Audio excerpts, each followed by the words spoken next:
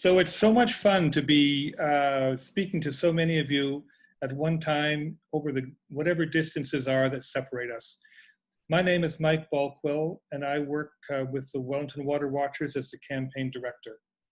We're very pleased that you're here with us tonight. We're very pleased that we have a distinguished panel to speak with us tonight on the question of all eyes on Nestle, is this really goodbye? I think we're going to go to the next slide. I'm going to introduce an agenda for the evening.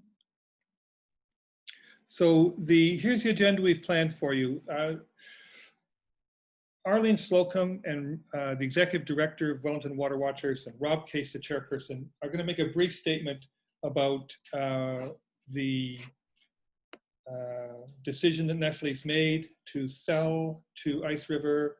And from our point of view, what do we think it means? Is it a victory? In what ways is it a victory? In what ways is it not a victory? What are outstanding questions? They're going to make an initial presentation.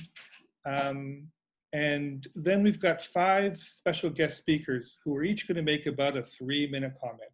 And I'll introduce each of them when we come to that time. So we're hoping we're going to put 20 minutes or so of content in front of you.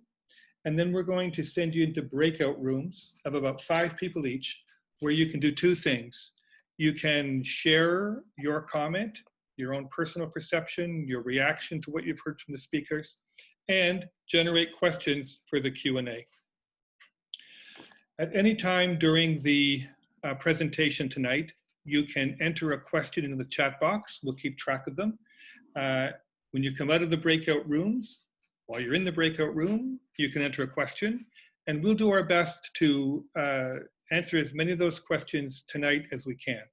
I'll be the chairperson, and I'll take the question and direct them towards people who we think we're best able to answer them. Then I'm going to do a very short presentation on something called the Movement Action Plan, developed by Bill Moyer, as a filter through which to us we can look at assessing how movements make progress and to what degree this is a victory, not a victory, partial victory, victory on the way to something greater. And I'm going to do the very short version of that, but we've set up another webinar 2 weeks from now. So if it turns out that the Movement Action Plan is something that you're interested in knowing more about, you'll be able to sign up and for that more in-depth session 2 weeks from now. Then we're going to do some online fundraising because, folks, we've accomplished something significant here, but we've got to gear up to deal with Ice River and continue the broad fight to phase out permits to bottled water in Ontario. Just before Rob and Arlene make some comments, I'm going to present some basic facts that we know, things that we know and things that we don't know about the proposed sale to Ice River, so that we're all starting with the same basic information. Here's the basic facts that we know about. Nestle says they're selling their operations and the Pure Life brand to Ice River. And Nestle's operations include in Aberfoyle, which is just south of Guelph, a well, a bottling plant, and a permit to take water. They have in Hillsburg, which is right near Erin, north of Guelph, northeast, they have a well and a permit to take water. In Central Wellington, they bought a well, but they don't have a permit to take water. So we got a typo on our first slide, and that's my apologies for that. So they have a well, they want to get a permit to take water, and it's been their campaign to get a permit to take water, which has stimulated all the work of the past 4 years. Go to the next slide. Nestle is selling the Pure Life bottled water business to Ice River Springs. The sale is contingent on completion of the regulatory review process, and that's not an environmental review process, but a review being done by the Competition Bureau. We're not exactly sure on the criteria of that. Does this constitute a monopoly of one kind or another? We're doing some deeper work to understand exactly what the regulatory review will be about. The deal is expected to close in the fall, and we understand that the Nestle staff are being transitioned to the Ice River Springs business. Next slide. We, who's with the Council of Canadians, their water campaigner, and one of our guests tonight, put together this information, and we're sharing it with you. That what we know about Ice River Springs is that they have facilities in several facilities in Ontario, facilities in Quebec, Alberta, BC, at least one in the United States, perhaps more. An interesting thing is that currently Ice River Springs has active permits to take up 4.5 million liters of water a day from its Ontario wells, and acquiring the permits to take water from Nestle will give Ice Rivers 91% of all the permits to take water for bottling in Ontario. So I like to say that Nestle is an octopus with tentacles around the world, and Ice River is a baby octopus. They don't have as many tentacles, but they're not the mom and pop operation they'd like to have us believe. Next slide. Ice River Spring is owned by Aqua Farms. They bottle water for retailers such as Loblaws, Shoppers Drug Mart, etc. And they also own a plastic recycling company. Next slide. Okay, so we're very pleased that you're here tonight, and I'm going to call first on Arlene Slocum, our Executive Director, to make some opening comments. Arlene. Thanks, Mike, and welcome everyone. Can you hear me okay? Yeah, thanks, Danny. Okay, I'd just like to begin by saying that we are all endeavoring to do this work of water protection, but I and many of us are guests on these lands where we do this work. Right here in my home in Eden Mills, I'm sitting right beside the Aramasa River. I've learned that at one point the river had the name Umnamosa River, and this is yet another piece of the story of this land that I have a lot more to learn about as I engage more deeply in this work.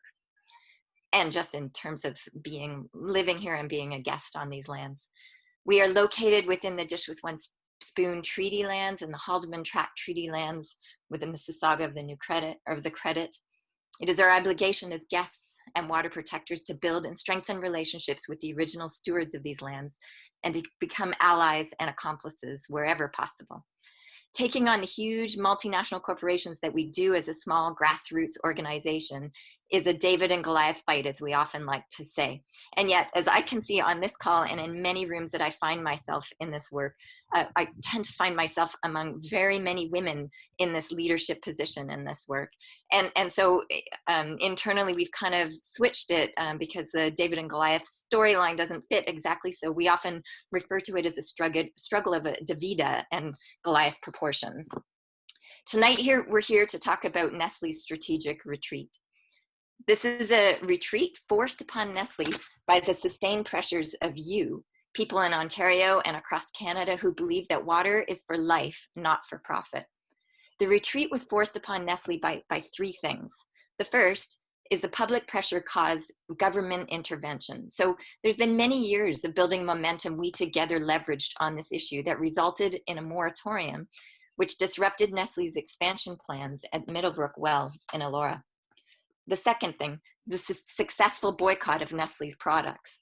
Nestle's production in Wellington County fell by 40%, partly in response to falling market demand.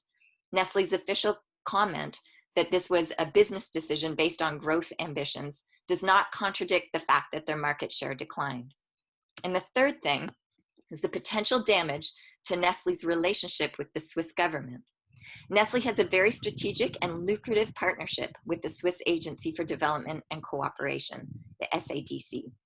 This relationship is vulnerable to pressure from international groups, generated by events like the All Eyes on Nestle event that we held last year in November.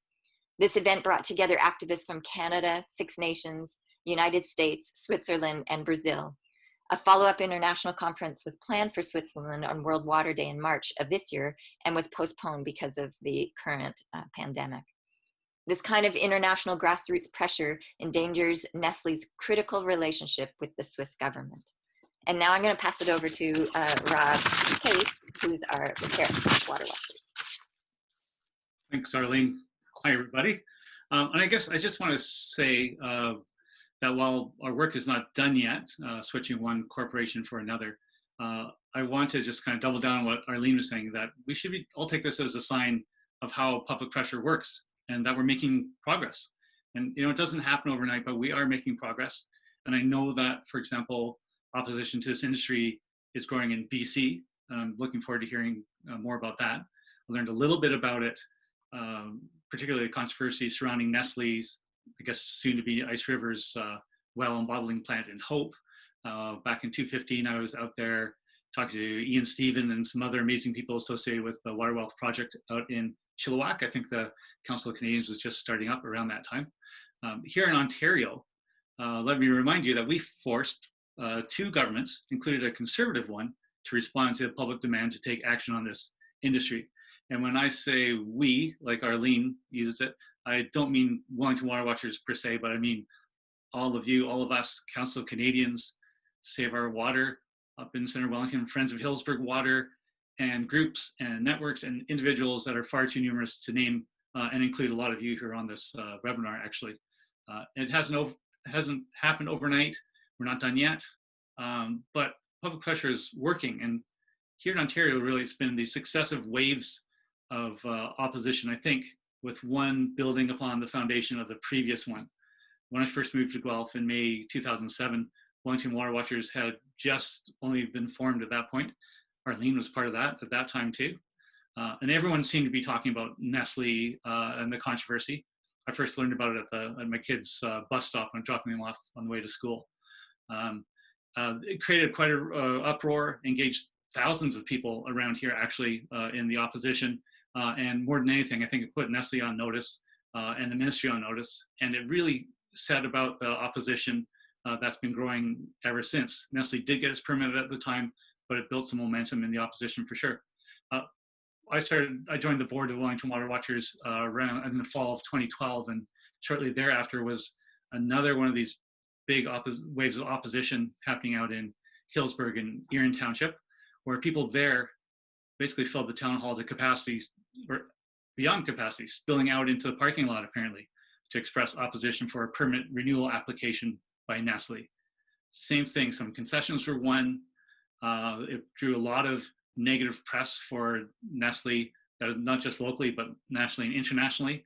And again, it got new people, new networks, new resources behind this growing opposition to the industry that we see here now. It flexed those muscles, and started to build up the power. Then just a couple of years after that is when Nestle made the move to buy that well just outside of Elora and Centre Wellington Township, the controversial Middlebrook well. And it was really around this well, and particularly in response to that rapidly growing opposition to corporate water bottling, built up over the years and stimulated brand new and in a new context, is around that the Liberal government of Kathleen Wynne, facing flagging support and staring down an election on the horizon, they were forced to do something. And what they did was institute that moratorium on new permits to take water for bottling in Ontario, and then subsequently some minor regulation changes. So then, for better for worse, the Ford government won that election, and with it they inherited both the moratorium and this persistent opposition to corporate water bottling, especially up in Centre Wellington, while at the same time they kind of watched their own support start to fall quite rapidly, particularly in those early months, with over a variety of cuts that they were making very rapidly, including environmental regulations. And so because of all this public pressure, because of all the politics happening, the Ford government has had to tread really carefully on the Middlebrook well, particularly, and the moratorium in general. And they've extended it not once, but twice. And now, as we approach the scheduled end of that moratorium, they're proposing more regulation changes.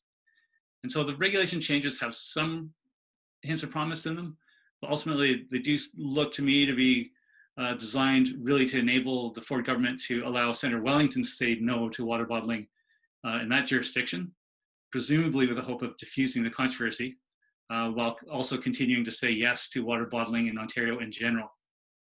But even with that, you can see how we, all of us together, are changing the terrain for Nestle.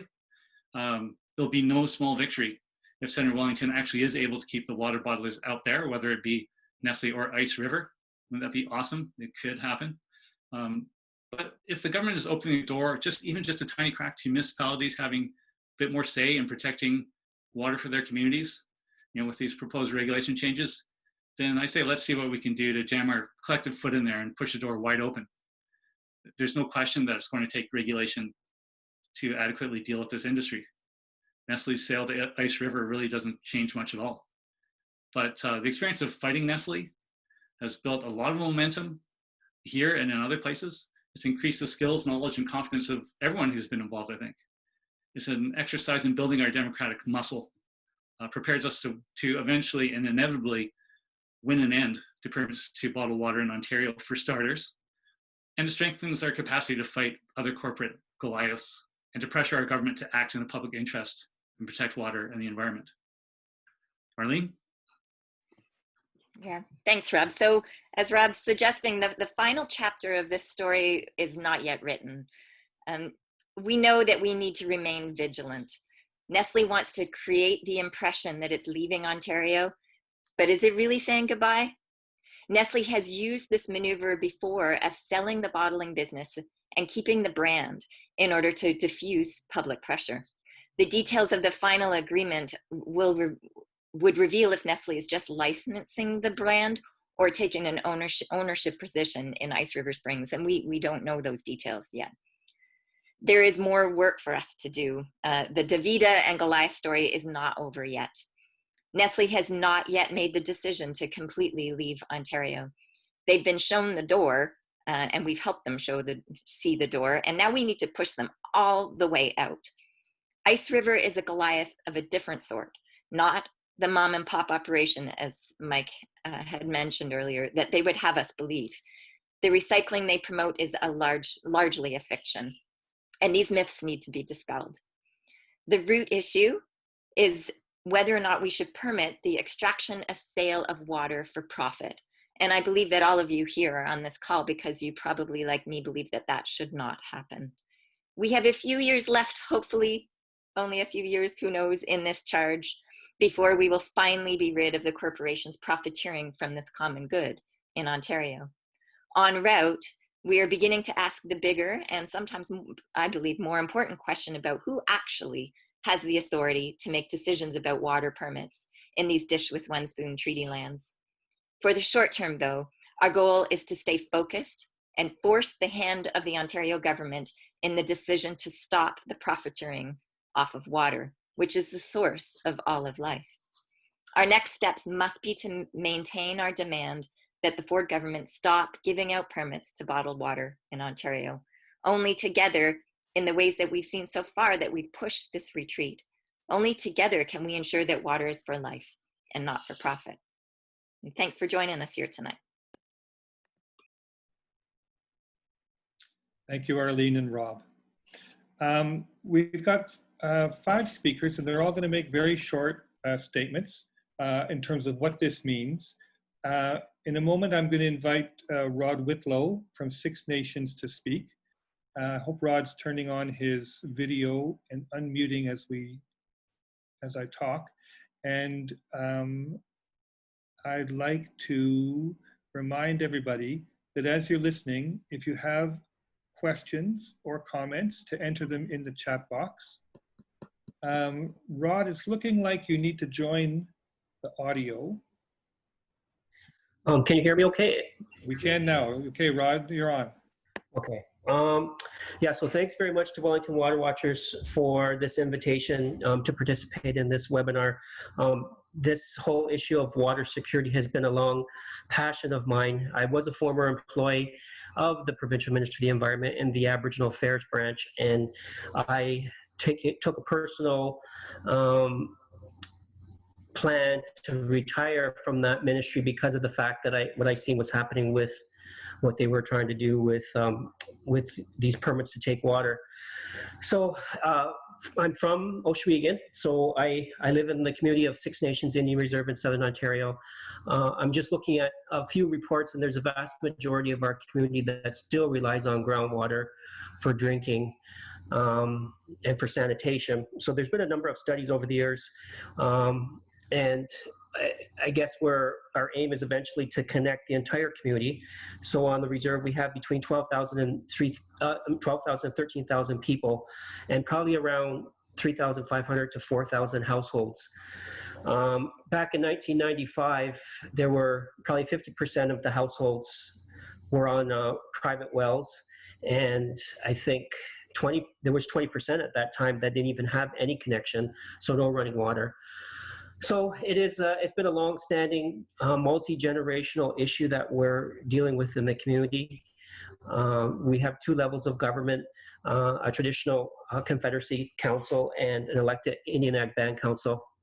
Some of you may be aware that the Haudenosaunee the Haudenosaunee Confederacy chiefs did issue a cease and desist to Nestle, and it was through the efforts of a lot of academics and a youth campaign. So you can find that transcription, or you can see the YouTube video. It's dated June 7th or June 5th, and it's from Makasha Looking Horse, and she was delivering, along with a clan mother, a cease and desist letter to the folks at Nestle. So to get back to the discussion for this evening, the questions is what does this decision mean?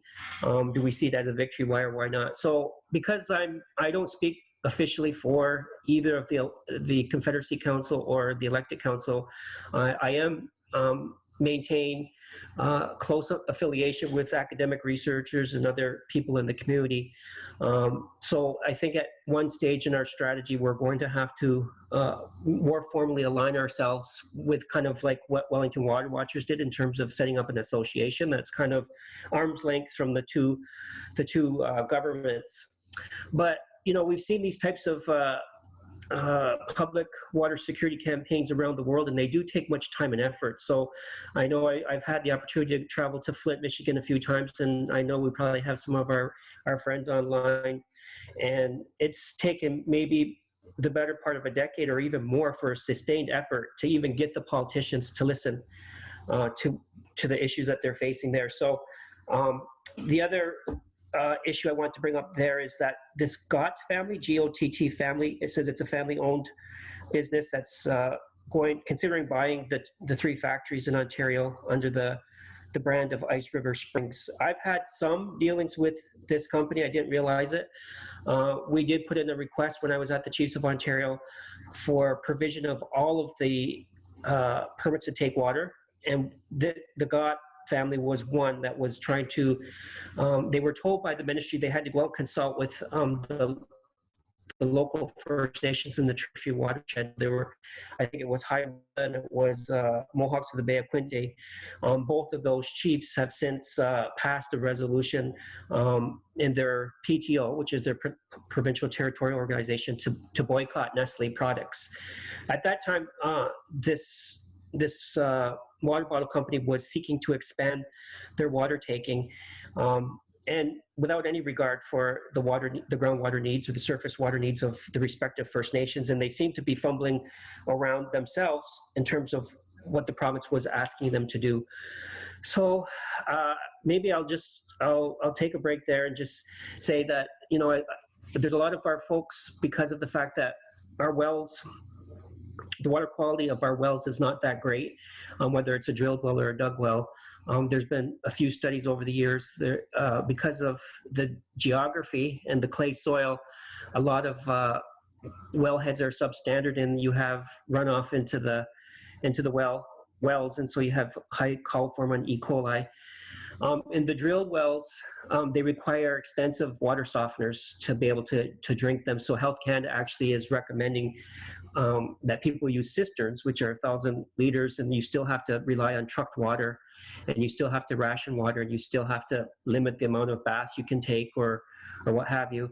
So, and I was just making an observation that because of that fact, a lot of our residents do rely on bottled water.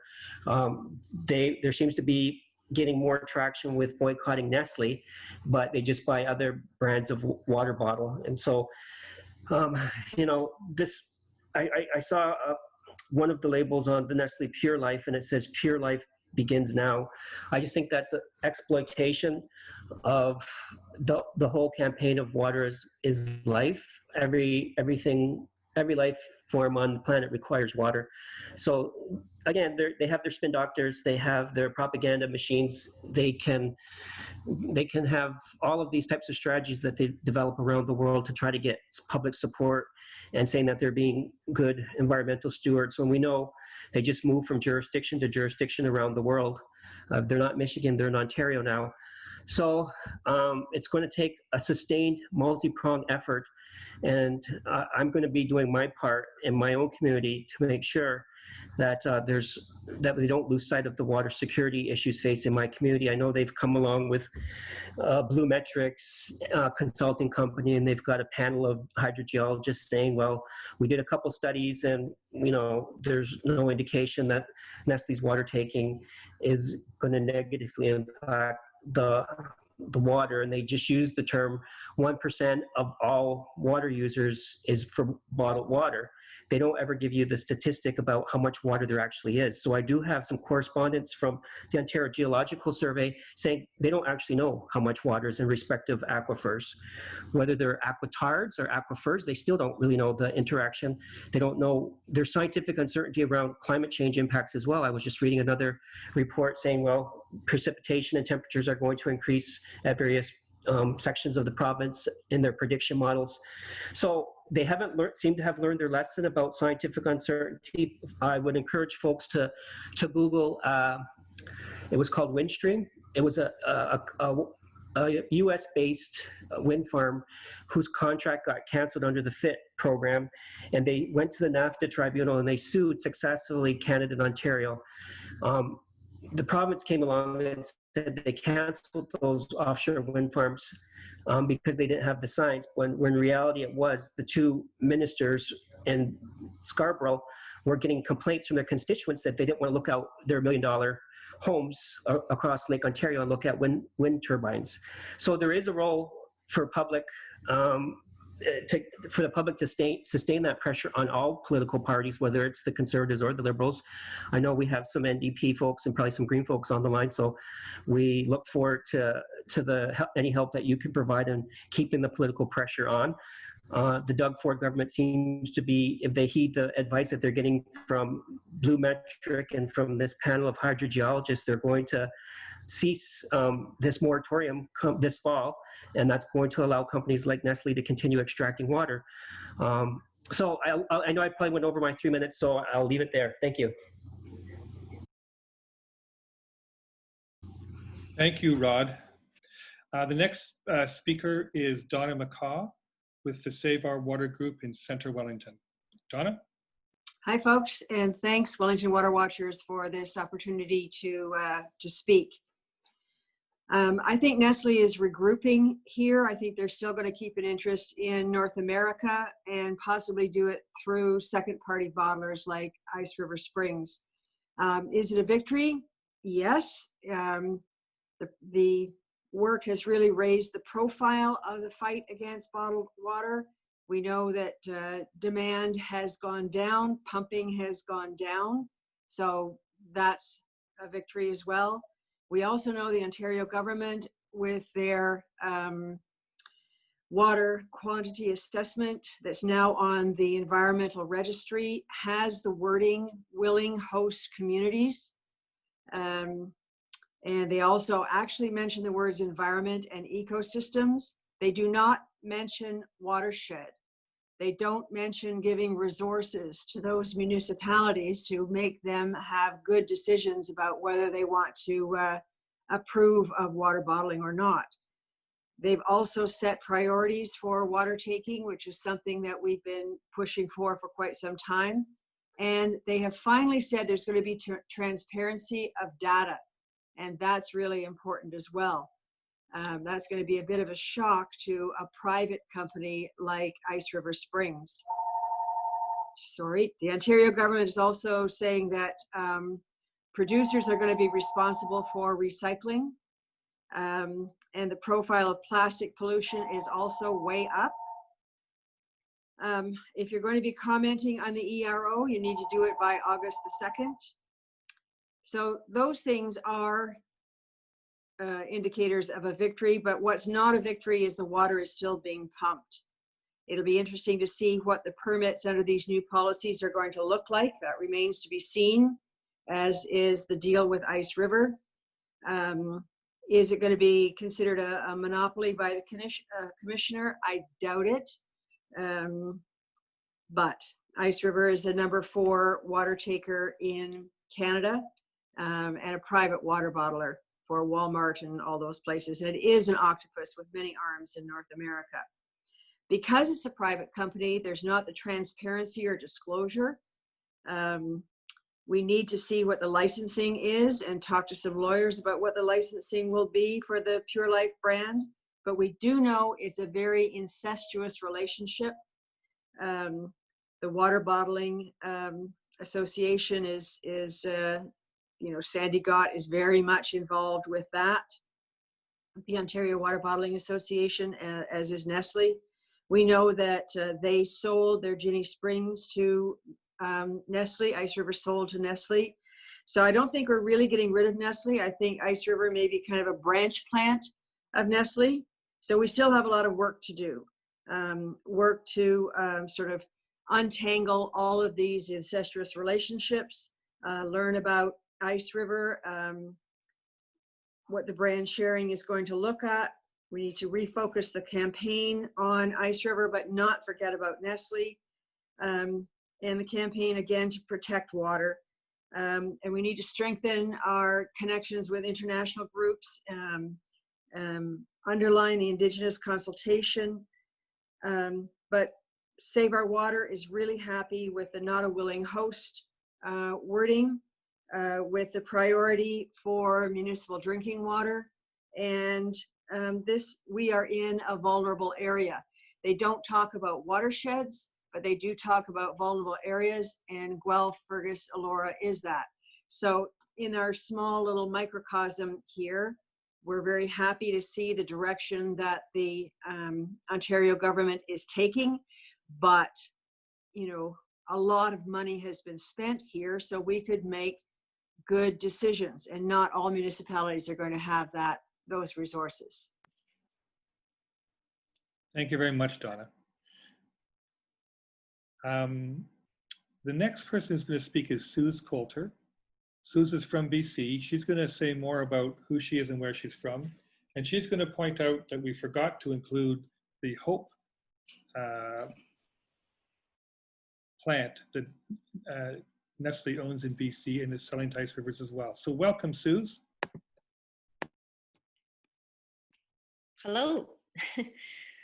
Yeah, I really appreciate being part of this webinar with all you fine folks, but I just want to put out a little disclaimer that I can't really in any way pretend to be a voice representing a widespread, broad movement out here like you guys are so fortunate to have.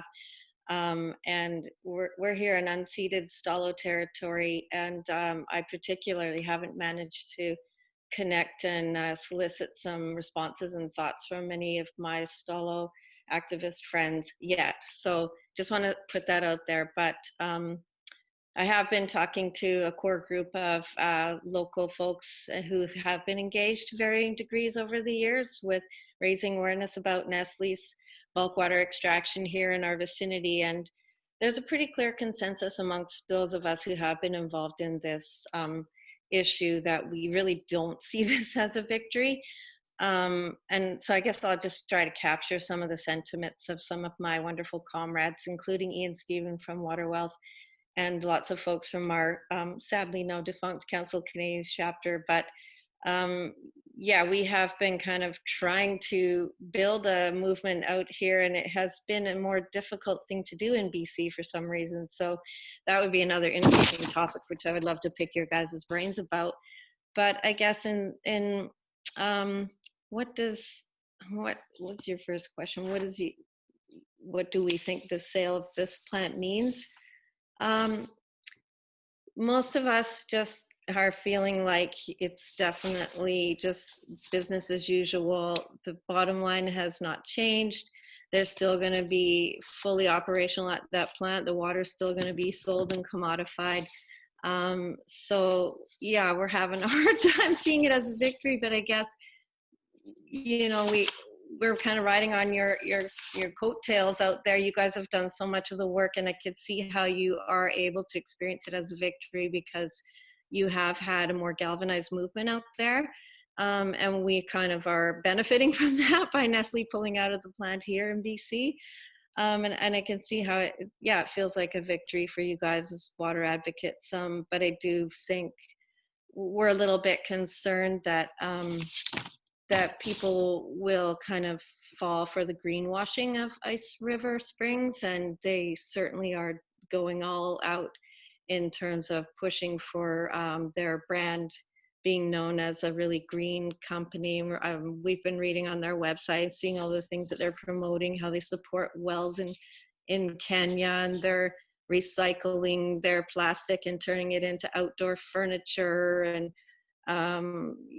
things like that. So I think there's a real fear from some of us that could actually gain them some traction out here where we don't have such a broad movement, so that has the capacity to really penetrate into people's consciousness and think, oh, we have a nice, small, locally owned family company that's here instead of Nestle. Oh, yay. And so we're a bit worried that it will be a bigger challenge for us to try to kind of convince people that it's just a name change and the same old thing is going on. So so in that way, I guess we're not really seeing it as a victory.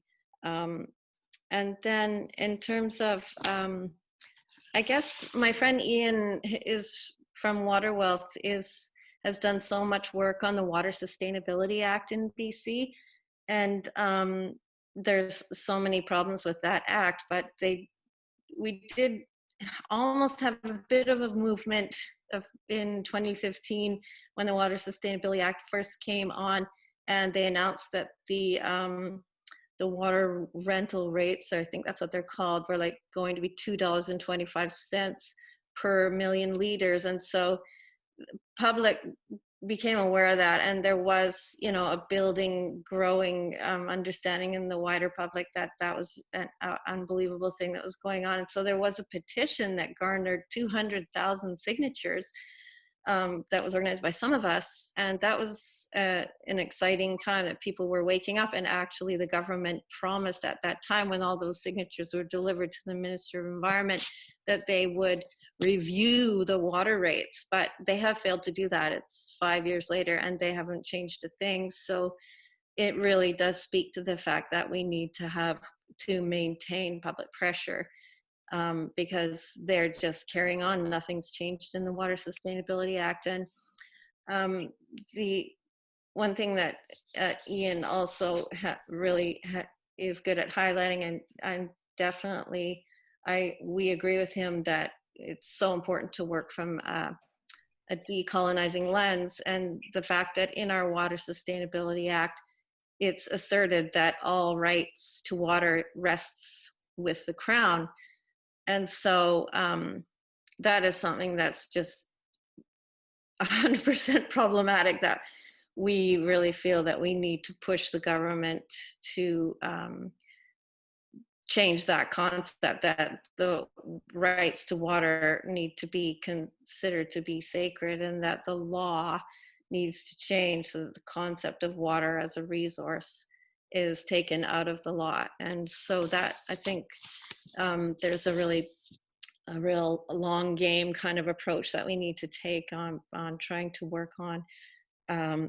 No, it's not just a regulatory challenge, I think, that we're facing now. Yes, the problem is that it's the government who holds all the power and defines the regulations, but it's not just a regulatory challenge, it's a jurisdictional challenge, like who has jurisdiction over the water, and ultimately, to focus on supporting Indigenous rights and title, struggles, and eventually moving away from depending on waiting for the province to get their act together. So it's kind of a more long game approach. But I think ultimately, if we keep waiting for the government to, they're so pressured by the lobbyists, and that's one of the things we're worried about with this Ice River Springs is how much lobbying power will they have. I mean, some of my group are hoping that perhaps they won't just have as much power as Nestle, but that remains to be seen, because Nestle has certainly been able to influence the regulations so far, it seems to us. So sorry, I was kind of rambling, but yeah, I don't know. I think we really hope to learn more from your Ontario success. So that's all I have to say. Thanks, Suze. We'll be following up with all of our guest speakers with questions both from you and from us a little later in this agenda. Next, I'm pleased to introduce V. Bouy, who's the water campaigner for the Council of Canadians, and I think maybe bringing a national perspective to the question. All right, thank you so much, Mike, and I hope everyone can hear me. So my name, like Mike said, my name is V. Bouy, and I'm calling in today from the unceded, unsurrendered territory of the Algonquin people, or so-called Ottawa. And we absolutely would like to totally understand the perspective of a lot of folks on the ground that it might not seem like a success that Nestle is pulling out of Canada.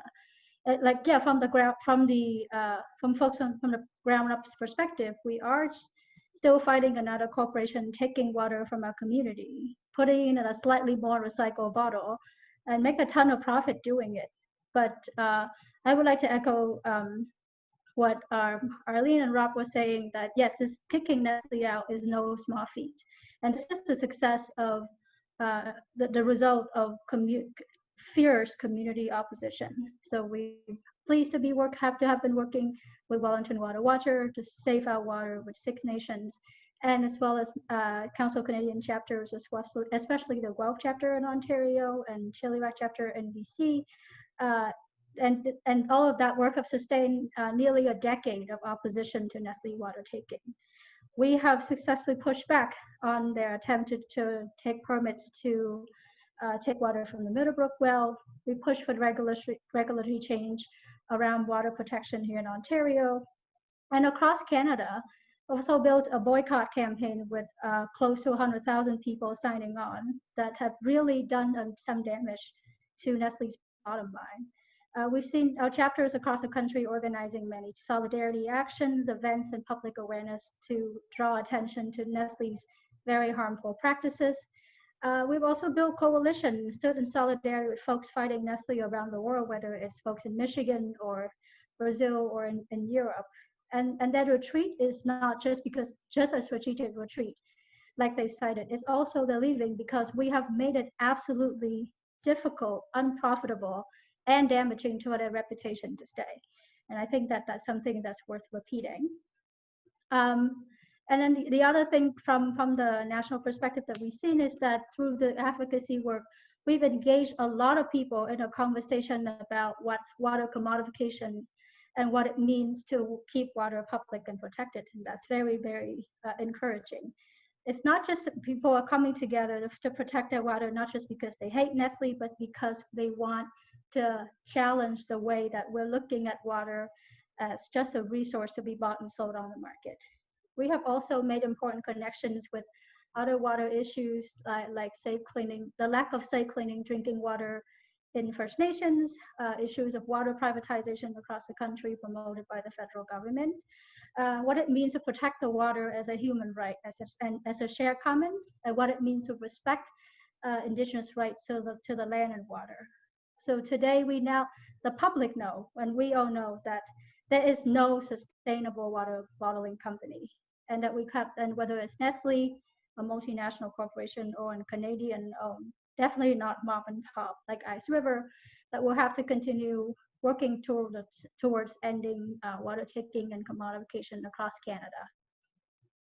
And we I think Mike have touched on a couple of things that we have been trying to some research that we've done and what we're hoping to do next. But in the coming weeks and months, we're hoping to see some clarity on the arrangement between Nestle and Ice River, some understanding of this extent to which Ice River and all of its affiliated brands are spread out across Ontario and other provinces, and also understand the history of lobbying and political lobbying and political donation done by the God family, and how we can build on that the community opposition to Nestle to fight Ice River. So right now it's in the movement is in a great moment, as we've seen folks across BC are mobilized to put an end to groundwater extracting permits. So last fall, we've seen the Union of BC Municipalities calling on the province to say, we want an end to groundwater extraction licenses for water bottling. In Ontario, we have 3 more weeks to provide input to a new water taking framework that is the result of fierce advocacy that demand a better regulation for water takings. And we're also figuring out a lot of next steps, but we will take those steps knowing that our activism work. So we're very excited that the public that is informed, engaged, and ready for the next fight. And we're looking forward to working with many of you to build on that momentum. And I'll just wrap up there. Thank you, V. Thank you for that national perspective. We're going to hear from one more person, and I'm going to give a little time here so for our tech people to queue this up. Franklin Frederick is originally from Brazil. He lives in Switzerland now, and many of you may have met him when he was here in November as part of our All Eyes on Nestle event. We've been working closely with Franklin for the last 18 months as part of a loose, informal coalition of groups in France, Brazil, Switzerland, and several states in the United States, the coordinated campaign to put pressure on Nestle.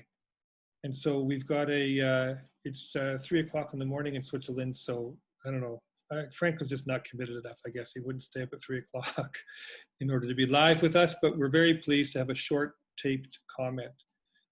Megan, Danny, are you ready to cue that up? I would like to make a few comments on the recent decision of Nestle Waters to sell all its bottled water brands in the US and Canada. It is, of course, a gigantic, wonderful victory for all the movements and organizations fighting Nestle bottled water industry. They took this decision thanks to the pressure of all of you, all of us. However, we have to keep in mind that, as it seems to me, Nestle only took this decision to avoid an international campaign targeting Switzerland. It can't be a coincidence that the first bottled water brand to be sold was the Pure Life in Guelph, exactly the place where Wellington Water Watchers organized the last All Eyes on Nestle conference, where groups from the United States, Canada, France, and myself took part. At this moment, we decided to bring all our complaints and evidence to Switzerland. And it seems to me that Nestle decided to get rid of the bottled water sites in Canada and the US exactly to avoid such a campaign. So it means that such campaigns are worthwhile doing. They have a very concrete effect. But we have to keep this fight against Nestle, Coca-Cola, or minor local brands, because the bottled water industry is a problem, and we have to keep fighting for water as a public good, as a human right, and to protect our environment and our societies from global water takings. Thank you very much. Thank you, Franklin, from afar. So folks, our goal was to put a buffet of information in front of you, and I hope you're not overwhelmed. I do want to say, I do a lot of facilitating, and one of the things that's different about being on Zoom is you just don't feel the energy in the room in the same way, and you can't tell if you're going too fast or going too slow. So I hope we kept a good pace. I hope the information has been interesting for you. And what we're going to do now, in just a moment, is put you all into breakout groups. So you're going to find yourself, the screen's going to kind of transmogrify, and in 5, you're going to find yourself in a small group of 5 people. Nobody's a facilitator. And what we ask you to do is share that space for 10 minutes or so, kind of go around the group and each give a couple of minutes, either of your, maybe a reaction to what you've heard, or a question you would like to hear have answered when we reconvene after the breakout groups, or your own comment about, is this a win or how this is a win. So I'll just repeat that. You're going to go into a small group. Don't be shy. Start the conversation. Be mindful of the time. Try and take a couple of minutes each to share in your group. And then in 10 minutes or so, we're going to bring you back into this large group where you can share comments in the chat box, and we'll address some of the questions that have been raised now and other ones that you post.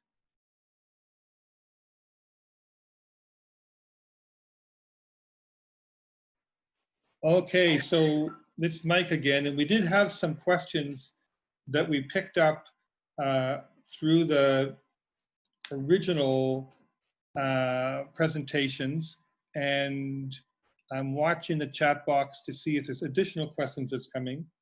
One of the questions was, and I'm going to ask Rob Case to answer this question, where does the money go that the province collects when they're charging their fees to water bottlers through the permit to take water process? Where are you asking me? I don't know, but I think the idea is that it's sort of a cost recovery for the permitting assessment process. I believe that the problem has been in the past that the ministry doesn't recoup enough to fund its own staffing of that particular function. So somehow it ends up back in the ministry. And I don't know if there are people out there who know more about this than me. Feel free to make a note in the chat and maybe we'll pick you up on that. But that's my understanding anyway. It's not a profit, it's not a revenue generator so much as a cost recovery for the ministry. Okay, somebody's put a question in. Paul Van Aragon's put a question in. Are FARHI signs still posted at the Aberfoyle site?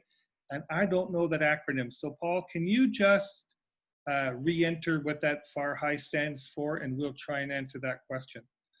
Here's a question, and I'm going to ask V if she'll take this one on. What's the official stance of federal political parties on water taking?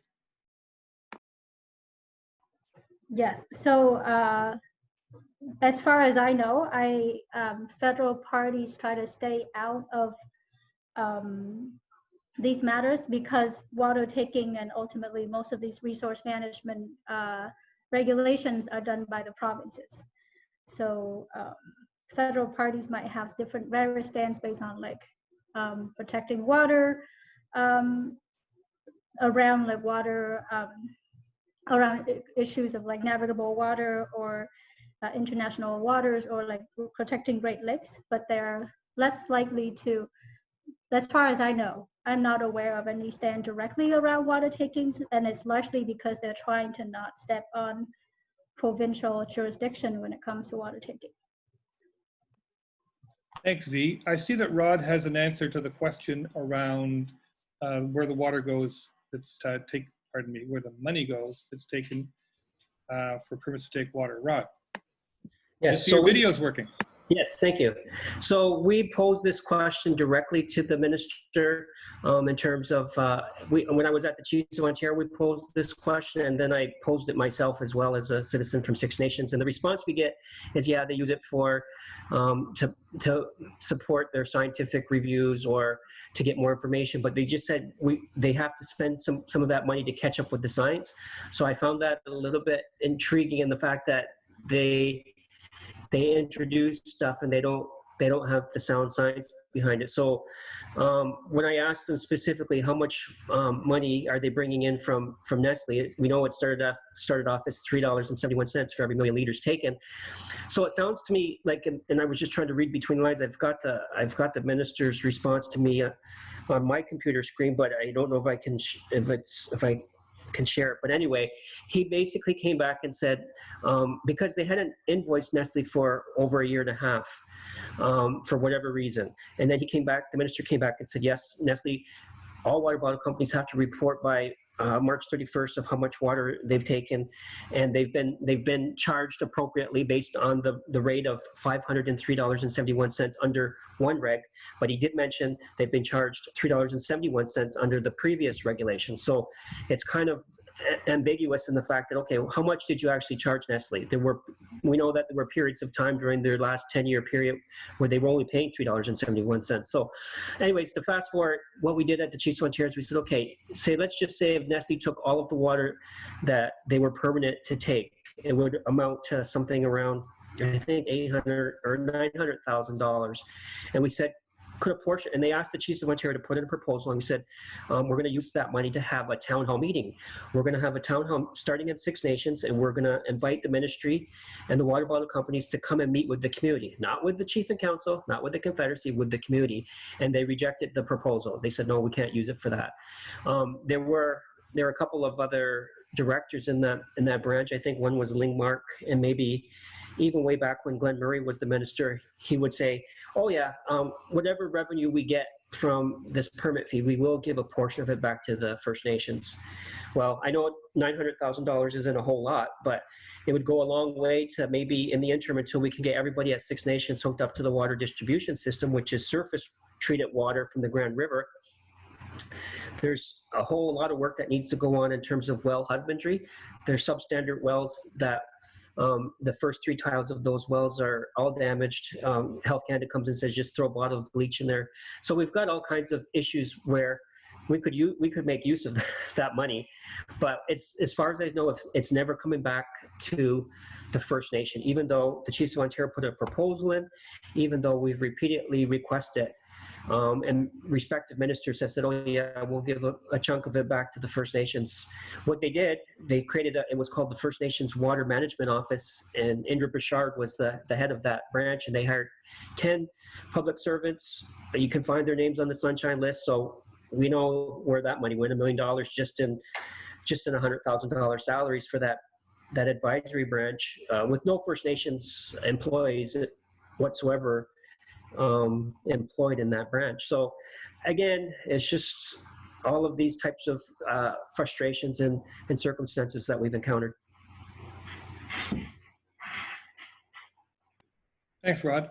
Donna Evans asked the question, what body will look at the 90% of the permits that Ice River will be taking for bottled water? It's a lot by one company. And we're not sure, Donna, it's a competition bureau kind of question, and we're not exactly sure who in the provincial government's doing that. We've spoken with Ian Arthur, the environment critic for the NDP, and he's going to be checking that out for us to find out both who's making that actual decision and also what the criteria are that they're using. A question from Sonia and Arlene, get yourself ready for this question. Is the water being extracted mainly from Wellington County area or from other areas in Ontario? So I guess it just depends on the nature of that question. If you're referencing specifically Nestle's current water taking, yes, they have 2 wells here in Wellington County that are active and that have they're actively taking water for. And of course, they were vying for the 3rd well in the Middlebrook area. There are many other water takers across the province, and it's across all sorts of jurisdictions, including municipalities that are water takers and have many permits to take water to service the community. So I'm sorry, I'm not sure the nature of your question, but those are Nestle's wells here in Wellington County. And Suze, as a resident expert from BC who's on the call, and maybe V, you may want to add to what Suze has to say. One of the questions is, what about the NDP government in BC? What are they doing about this water taking? Do you have a comment on that, Suze? They've been a bit disappointing, and it's actually an NDP Green minority government coalition, and they have been really disappointing because we did have this unanimously passed resolution at the UBCM, which is the Union of BC Municipalities, that was last September, and that resolution was calling for, I can't remember the exact wording, but basically banning bulk water extraction permits, and unanimously passed by all the municipalities of the whole province, and those aren't binding resolutions, but they're brought to the provincial government. And so the provincial government can choose to look into these resolutions or not. And I've written letters, lots of my friends have written letters to our MLAs and the Ministry of Forests and Mines, and they're just saying, no, we're not going to be changing the laws around bulk water extraction at this time. So it's been really, really disappointing. And that's a Green NDP minority government. So. Thanks, Sue. Dan Chaffee asked this question: is Ice River Springs a publicly traded company or a private company? And the answer is they're privately held, which makes it challenging. There is a document that was produced in 2007 by the Polaris Institute, which we will make available to people. There's a list of resources. We are going to send you an email after this with some follow-ups and some resources. And one of them is a document that was written more than 10 years ago about Ice River. They are privately held. That makes it a challenge to find information out about them. And one of the things that we're going to be doing, and I say we, in the broad sense, many of us, I'm guessing the Council of Canadians is pursuing the same questions, and we'll hope work together on these things, is to find out more about the scope of the Ice River Company, their holdings, their financing, etc. I'm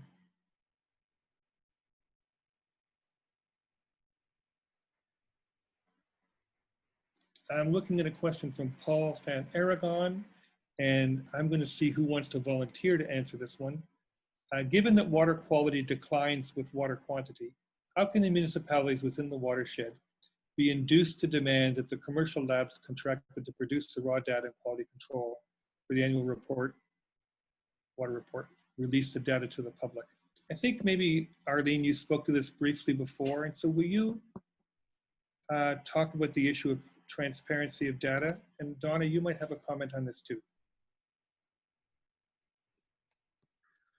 Yeah, I'm not sure that I fully understand the nature of that question too, but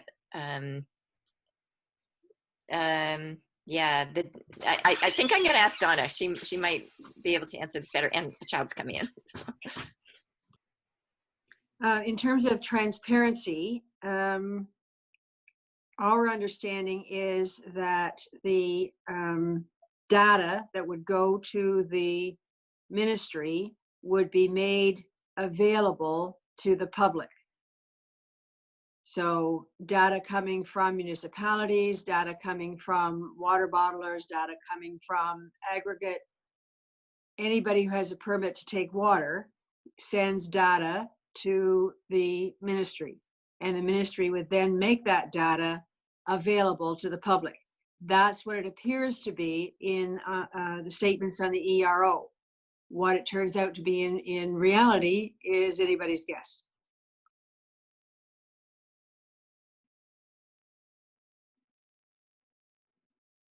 We're getting some questions now that are rhetorical questions, I think, like we need an investigative journalist to find out how many private extracting companies are linked to Nestle, etc. Or Ontario Today needs to do a show on this. These are all good things. I think I'm going to kind of pause here for a moment in terms of the Q&A. There are additional questions in the chat box. We're going to create a kind of QA document that responds to these in the best way that we can. Everybody's been very patient with us, and I'm not, again, I can't tell exactly how everybody's energy is right now, but I'd like to pivot just for a minute and talk about what happens next and talk about the next part of our meeting. So we've wanted to take this time to share what we knew, to have a conversation about in what ways is this a victory, what more work needs to be done.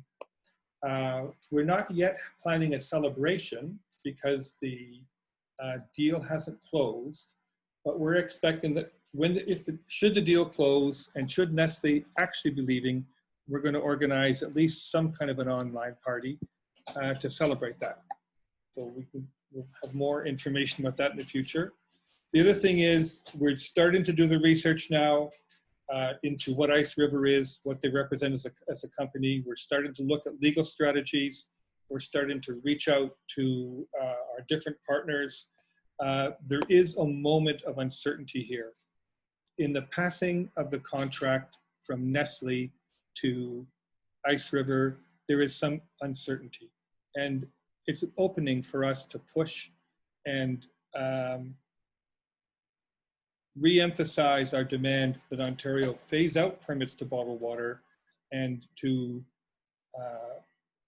encourage municipalities to look closely at whether or not they are willing hosts for these applications. So there's a lot of work in front of us. We're going to be spending some time talking to you, talking to others about how we put together the next phase of the campaign. We'd like to do a little bit of fundraising now to help us raise resources for the next phase of the campaign. We don't receive any core funding from anybody. We rely on our supporters, and those are supporters of individuals like you and other organizations who support our cause. The Sisters of St. Joseph have been very strong supporters of our campaign in the last couple of years, for example, and we're glad that Anne and Paul Baines, who works for the congregation, is on with us today. Maybe others from the Sisters of St. Joseph who were on as well. I haven't seen the full list of our group. There are other organizations, the Donnelly Foundation, the River Network in the United States, the Freshwater Future in the United States, but mostly the money that propels our campaign to fight to protect water, to ensure water's for life, not profit, to kick Nestle out, to prepare to protect the water from Ice River. That comes from our donors. And we'd like to do a little bit of fundraising online with you right now. And so I'm changing the agenda a little bit, Megan and Danny, in terms of the order of things. But what I'm going to like to do right now is do a kind of a pledge drive with you. If you've ever seen a telethon on TV or PBS or something like that, it's kind of going to be like that. So I'd like you to think about this for a moment. There's about 75 computers that are logged on right now. Maybe more than one person watching, but there's about 75 people who've joined us this evening. And if each of you were to give us, make a donation now to the Wellington Water Watchers of $10 each, we'd have $750. If each of you was willing to make a donation of $100, we would have $7,500. And whatever we're able to raise tonight, between $750 or $7,500, helps us plan with more confidence of the next phase of the campaign. So what we've shown here is that in a moment, I'm going to be asking you to make pledges in the chat box. And we have worked out an arrangement with a group called the Small Change Fund. And if you make your donation online to the Small Change Fund, and that link is in the chat box, or going to be in the chat box very soon, you will receive a tax receipt for your donation. If you mail a check to the Wellington Water Watchers payable to the Small Change Fund, you will also receive a tax receipt. By the way, if you write a check, don't put the words Wellington Water Watcher on it anywhere on the memo line, for example. Just put the word Small Change Fund. So what I'd like to do now, Sandy, thank you for the $100 donation you've just pledged. And we're asking people to make pledges in the chat box, and we're going to total them up as we go through the list right now. But I'd like to kind of do it this way. I'm going to ask if there's a person who will make a pledge for a specific amount of money. And I'm going to start at $1,000. And I'm going to ask if there's anybody who's online with us right now who'd like to pledge $1,000 to the campaign, to the next phase of the campaign, to help us kick Nestle all the way out of the door and to give Ice River the welcome that they deserve. Is there anybody who's watching right now who'd like to pledge $1,000?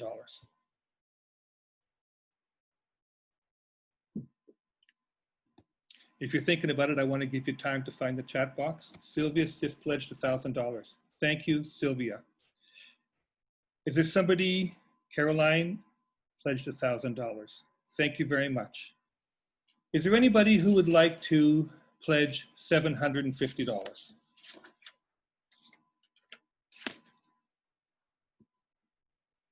Is there anybody online who'd like to pledge $750? Okay, how about $500? Is there someone online who'd like to pledge $500 towards our next campaign?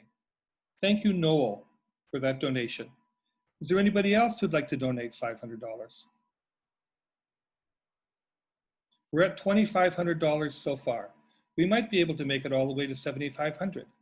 Is there anybody who'd like to donate $300 tonight? We'd like to pledge $300 towards the next phase of our campaign to send Nestle packing to Switzerland and to give Ice River the welcome they deserve. $300? How about $250?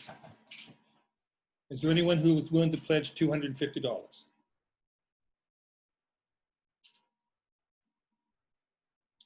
Thank you, Elizabeth Fedorko, for $250 pledge. Is there anybody else who'd like to donate $250?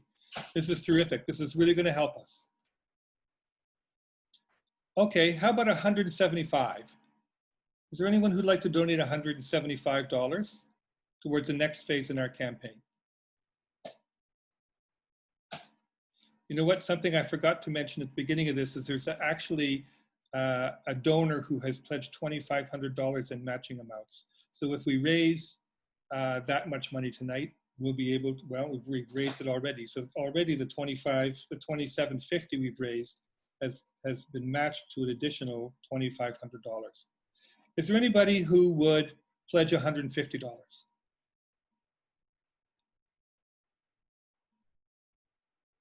This is where I wish we were all in one room and could see each other up close. Is there anybody who'd like to pledge $100? Thank you, Marta. Is there anybody else? Sonia, Laurel, Jay, Sharon, Rod. Anyone else want to pledge $100?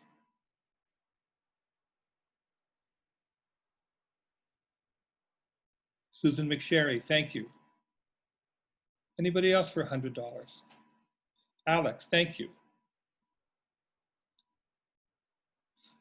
How about $60? Is there anybody who would pledge $60 to the next phase of our campaign?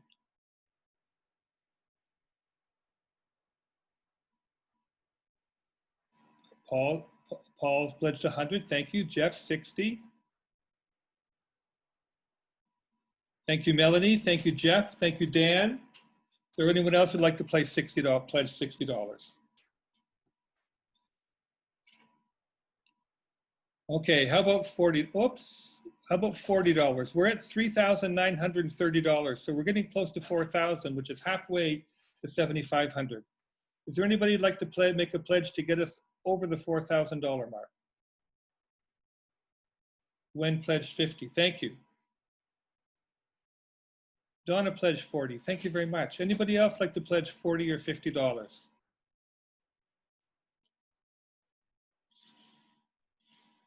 This is very generous, folks, and we really appreciate it. And it helps us, it fills the gas tank that lets us do the organizing that we do. Is there anybody else who would like to make a donation of any amount? Thank you, Gord, for the $40 donation. Harry, thank you for the $100. Is Ann pledging? Lynn Adamson wants to know Ann Troyan's raised her hand. I don't know how to answer that question. Okay, is there anybody else who'd like to make an additional donation? Thank you, Mandy, for $25 donation. Appreciate it. Another $25 from somebody who made a donation via phone, I think. Megan, what's the total that we're at so far? $20 from Michaela. Thank you, Michaela.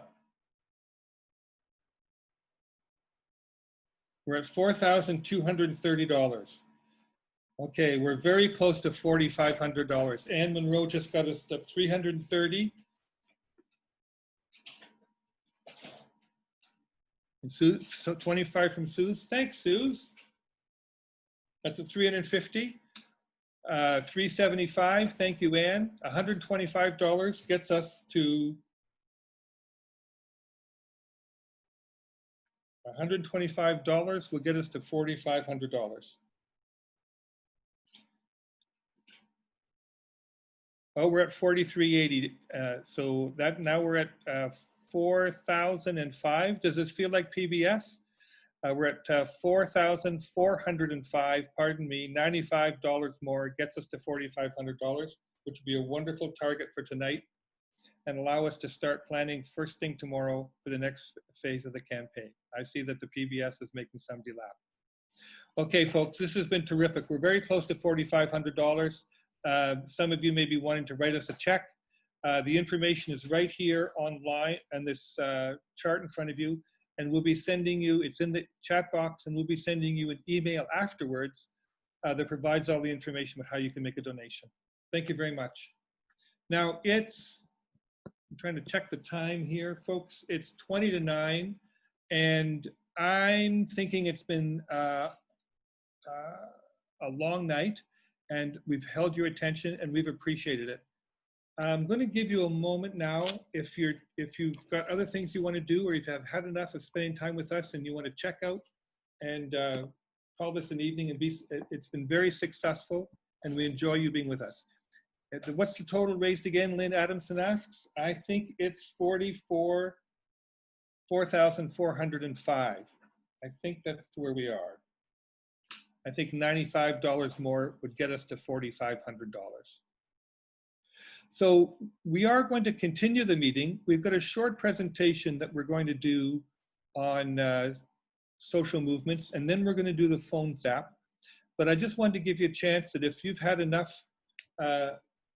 if you've enjoyed this much time with us and would like to move on to other things in the evening, we understand that.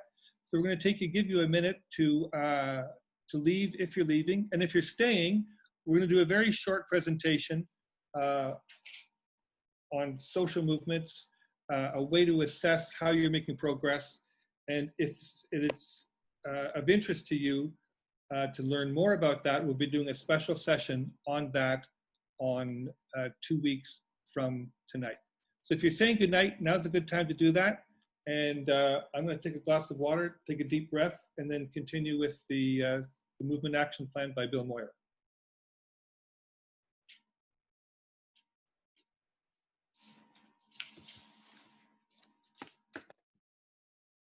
Okay, folks, we're back online here. Now we've got some slides here, and these slides will be made available to you. There's a list of resources that will expand upon this to be made available to you. And as I mentioned, if you're interested in knowing more about this and thinking about how to apply it to your campaign work, then we'll be holding a session devoted in more detail to this topic 2 weeks from now. So settle in for about 10 minutes. Bill Moyer was active in the, he's an American, and he was active in the anti-nuclear, the civil rights, and the LGBTQ movements in the US. He developed a movement action plan to describe the factors that can characterize successful social movements. Next slide. Social movements are unpredictable. However, the dynamics of social movements follow patterns. The actual events are unpredictable, but there is a pattern to the events. You know, I'd like to use the metaphor of weather. We can't predict weather from day to day, but we can recognize patterns, and we call those patterns seasons. And knowing there are patterns, seasons, allows us to make plans. In a similar way, if we can learn the patterns in social movements, we can develop more effective strategy. This very short presentation gives an overview of the Movement Action Plan, which is a way of seeing patterns in social movements.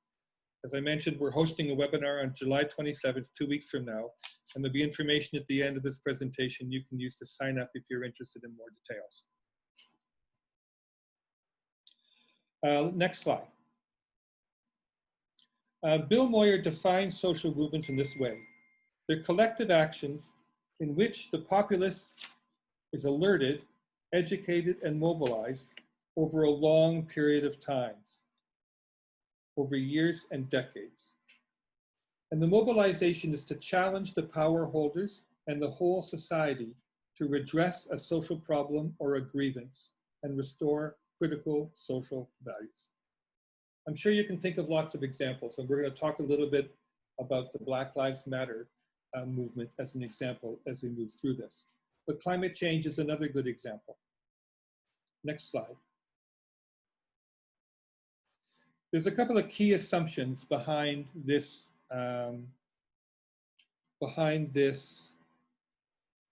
way of thinking about social movements. The first is that in society, there's a conflict between the interests of the elite, Bill Moyer calls them power holders, and the majority of the public. The elite is in the minority, however, and so to retain power, they have to appear as if they act in the public interest. We call this the official policy of the power holders. But there's usually a difference between what the elite says and what they do. What they do is we call the operating policy. So it's the difference between what the power holders say they're doing and what they're actually doing. For example, the official policy of the Government of Canada is to reduce carbon emissions in response to climate change. Yet their operating policy is to buy and to build pipelines. Next slide.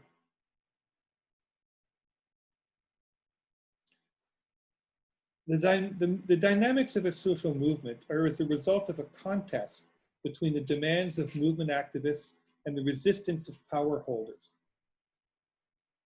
It's a struggle for the hearts and minds of the majority of the public.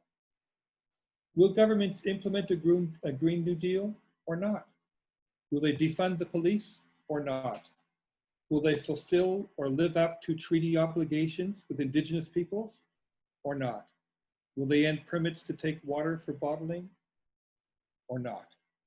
These are the questions these are the contests that happen between movement activists and power holders. Next slide. Moyer describes 8 stages in successful social movements. And in a moment, I'm going to show you a chart that outlines the 8 stages. And it might give the impression that it's a linear process. It's not, and not every movement results in success. In order to win, Moyer says there are 3 questions that have to be answered. The 3 questions on which we have to win over the majority of the public. And importantly, this has to happen in sequence. So the first thing is to win the public over, the majority of the public on, is there a problem? I'll take 2 examples. The environmental movement has been fighting for decades to convince the public that climate change is a problem. The Black Lives Matter movement and the civil rights movement, etc., have been organizing for decades to convince the majority of the public that police brutality is a problem. Once the public has been convinced it's a problem, the second question is, where they have to be won over, is to make it clear that the power holders are not acting in the public interest. This brings us back to the question of the official policy and the operating policy, that what the power holders say they're doing and what they're actually doing are quite different. The third question then is, are there alternatives to the current situation? Are there alternatives to the current problem, whether it's climate change or police brutality? And here's the thing that often movement activists miss. We move from is there a problem to the alternatives. And we don't deal with the question about are the power holders acting in the public interest? Because until the public sees that the power holders are not acting in the public interest, they won't demand the alternatives. They will assume the power holders are acting in the public interest. So it's really important distinction that has to be brought out and that campaigns have to bring out. The dynamics of these movements, I just want you to think about your favorite sport for a moment, whether it's tennis or it's hockey or it's chess. In each of these contests, there are 2 opponents trying to win.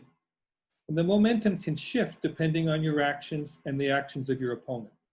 It's not a straight line. There can be gains, setbacks, and it's not over till it's over. Let's go to the next slide. I'm going to do the extraordinarily short version of this, and the longer version you'll find interesting 2 weeks from now. What Moyer does is for each of these stages, he says, what is the playbook for the movement activists, the movement leaders, and what's the playbook for the power holders who are resisting change? And in the first 3 stages of it, of a successful movement, the movement is trying to get the public's attention to understand that there is a problem. And there'll be a gradual progress in terms of the public becoming more aware. But then what happens is that there are trigger events. And the trigger event is something that sharpens the public's attention and reveals that A, it's a problem, and reveals that the power holders are complicit in that problem. From the point of view of movement activists, especially if we're new to the activity, we're new to the issue, or we're new to the movement, we expect that once the trigger action, once this sort of public event that triggers public awareness reveals the problem, government will act. And that's not the case. Often the event has to trigger and re-trigger in order to build community support. Can we go to the next slide? This very simple diagram intends to show that an event can trigger public awareness and make credible the views of the activists who have been pushing something. Black Lives Matter is a really good example. You would think that one video of an innocent Black person being murdered by the police would lead to change. But sadly, that's not the case. There have been countless police murders between Michael Brown in Missouri, for example, and George Floyd in Minneapolis. Sadly, it took more than one murder to bring the high level of awareness and the popular support that defunding the police is starting to achieve. The idea of defunding the police and reallocating money from police to other services has been around for a long time, but it's getting traction now because of the events of the past few years. And as more people see that the power holders are part of the problem, the demand for change grows. An important part of this is visible public demonstrations to support those demands. So a month or so ago, you saw the television full of these demonstrations. Those demonstrations are still happening, by the way. The media are just not showing them anymore. You have to watch social media to see them. But the demands build and build and build. And in the session that we'll do 2 weeks from now, we'll go much more in the details of what the role of the movement is, what the playbook of power holders is, and how to advance our issues in the face of resistance from the power holders. But I want to just apply these very briefly to the lessons to Nestle over the past decade. I'm not sure if we've got one more slide. Do you mind just going forward? Yeah. Okay, so if we take the issue of Nestle, we've been fighting Nestle in Wellington County for 12 years. There are people who've been fighting Nestle for decades, partly because if you think back to the whole issue of infant formula. So there was already an awareness of the issue of Nestle as a problematic company. But when Nestle started to take water in Wellington County, in some ways it was like starting over again. And we had to raise the public's awareness that water bottling is a problem. As public awareness grew, there were trigger events that made that be higher. And I would just for a moment say that in 2016, a major trigger event was the drought of that summer, but also Nestle's move to outbid Central Wellington for the Middlebrook well.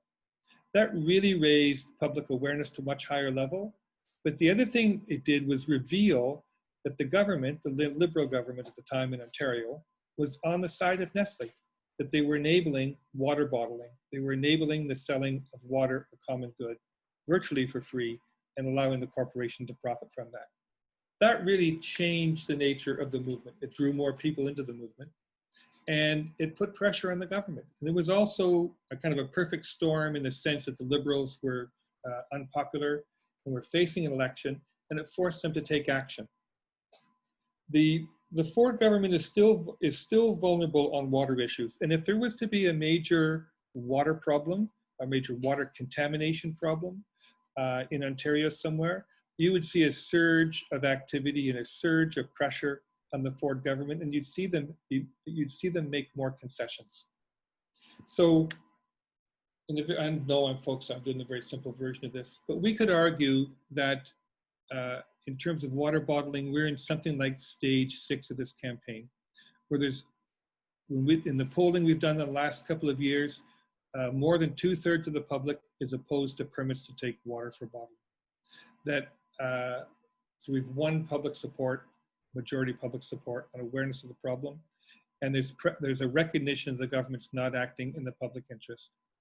That means the public is also willing to support alternatives, and you've seen that too. You've seen all the kinds of alternatives that spread to bottled water in terms of increasing access to public water in different places. So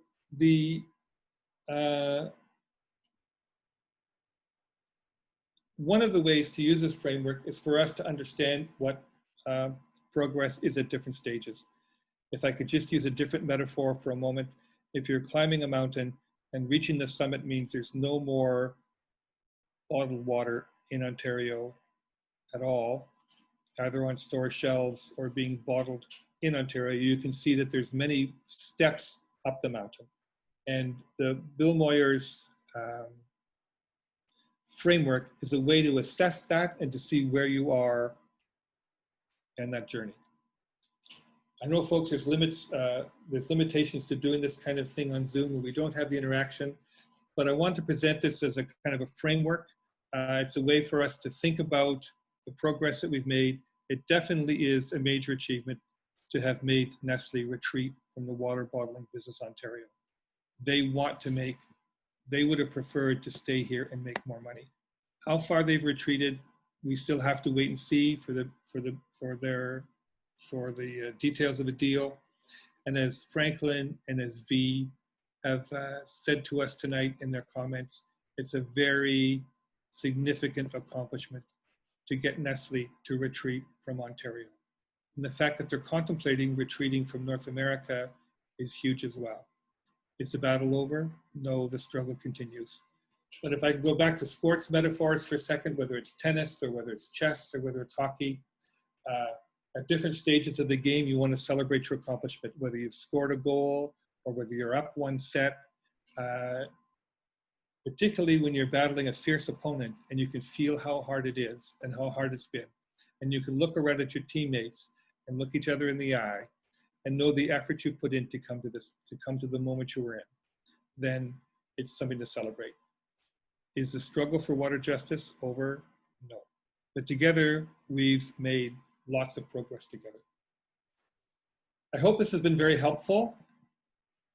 I'm going to kind of leave it here. I'm going to look at the chat box to see if there's any comments. And I'm saying to my colleagues, Megan and Danny, although we plan to do a Zoom chat, I think it's too late to do that now tonight. And we're going to take the phone zap, I think, and maybe combine it with the activity that we're doing 2 weeks from now, or have a special phone zap night. So thanks everybody for hanging in. I hope this was a useful addition to the meeting. I'm going to watch the chat box here for a couple of minutes for you to say anything you want to say to the others who are still online. As we're doing that, I want to thank our special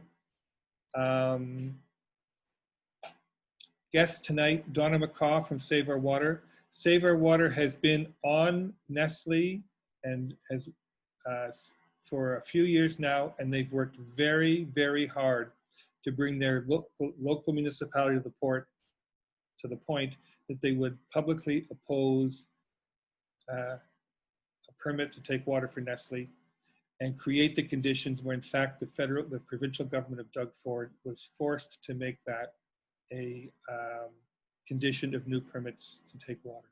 So Congratulations, Donna, to you and to Save Our Water. 3 cheers from all of us. Thank you, Rod, for joining us tonight. We appreciate the work that we're able to do together, and that the solidarity and the liaison work we're able to do together to coordinate with 6 nations and others. We are in solidarity that on 2 things, that your treaty rights need to be observed, and that you have the authority to give or to withhold consent for land and water use in your territory. There are unresolved issues in the treaty. The ultimate tract treaty is not fully respected, and we're in solidarity with you for the need for clean drinking water in your community.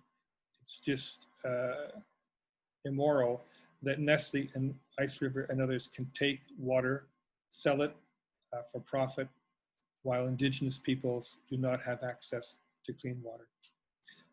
Thank you, Suze, for joining us from BC. I know it's earlier for you than us here.